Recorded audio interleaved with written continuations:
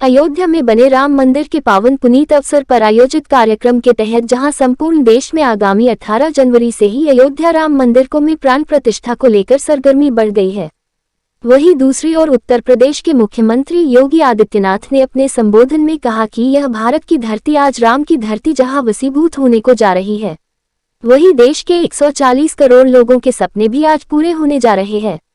श्री योगी ने कहा कि आज यह भारत विश्व के मानचित्र पर भी विश्व की प्रथम शक्ति बनने जा रही है। यह देश के प्रधानमंत्री नरेंद्र मोदी की सोच और उनकी परिकल्पनाओं की महत्वपूर्ण और सकारात्मक सोच का परिणाम है। आज विश्व के दृष्टिपटल पर भी उच्च कोटि के परिणाम पर सकारात्मक सोच के तहत सही पायदान पर खरा उतर पा रहे।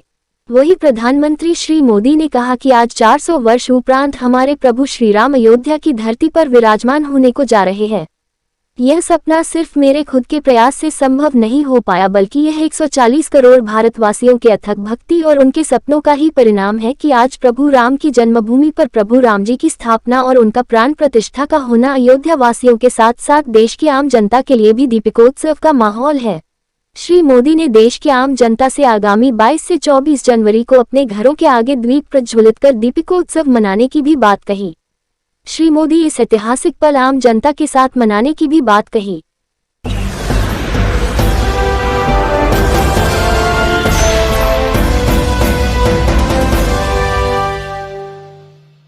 आयोजित कार्यक्रम में योगी आदित्यनाथ ने अपने संबोधन में क्या कुछ कहा, आइए सुनते हैं उनके संबोधन भाषण को उन्हीं की जुबानी। देश के अंदर पिछले 9.5 वर्ष के अंदर जो परिवर्तन देखने को मिला है, ये परिवर्तन विश्वास का परिवर्तन है। ये नया भारत मोदी की गारंटी का भारत है। ये नया भारत बिना भेदभाव के योजनाओं का लाभ हर नागरिक को देने की गारंटी देता है, और यही देने की गारंटी ही मोदी जी की गारंटी है, जिसको लेकर के यह गाड़ी गांव-गांव में विकसित भारत के संकल्पों को लेकर के आगे बढ़ रही है।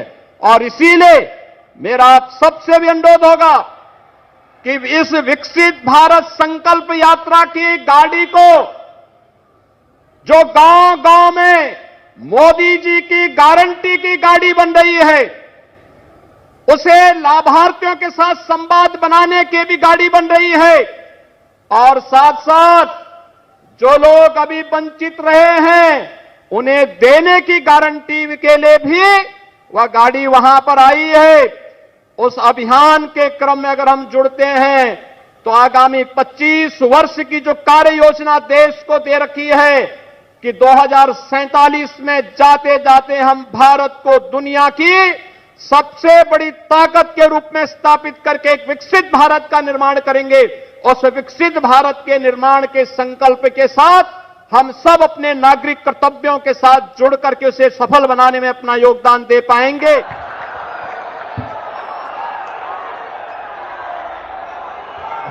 आयोजित कार्यक्रम में श्री मोदी ने क्या कुछ कहा, आइए सुनते हैं उनकी बातों को। जी के सभी लोगों को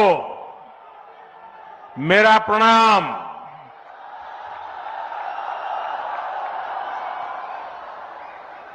आज पूरी दुनिया उत्सुकता के साथ 22 जनवरी के ऐतिहासिक क्षण का इंतजार कर रही है। ऐसे में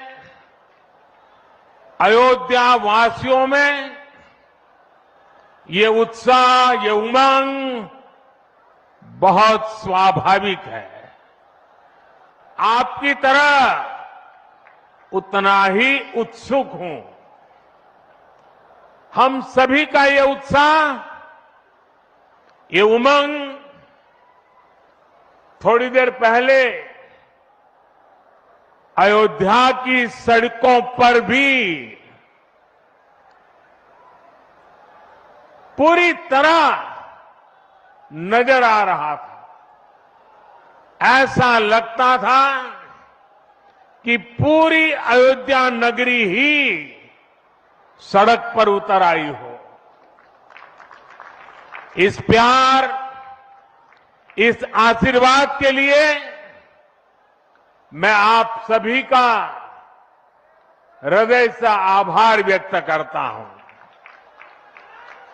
मेरे साथ बोलिए, सियावर रामचंद्र की, सियावर रामचंद्र की, सियावर रामचंद्र भारत की। दर्शन एक आवाज के लिए उत्तर प्रदेश प्रांत से डेस्क प्रभारी राजेंद्र श्रीवास्तव के साथ प्रभा जैन की खास खबर। भारत दर्शन एक आवाज मीडिया न्यूज चैनल सच की बात सच के साथ एक नई बुलंद आवाज बनकर रह गई है। भारत दर्शन एक आवाज मीडिया चैनल पर सबसे तेज, सबसे आसपास के ज्वलंत मुद्दों और ज्वलंत खबरों को सबसे पहले, सबसे तेज देखने के लिए चैनल को सब्सक्राइब, लाइक, शेयर करना न भूले। अवश्य करें। धन्यवाद। आपका दिन शुभ और मंगलमय हो।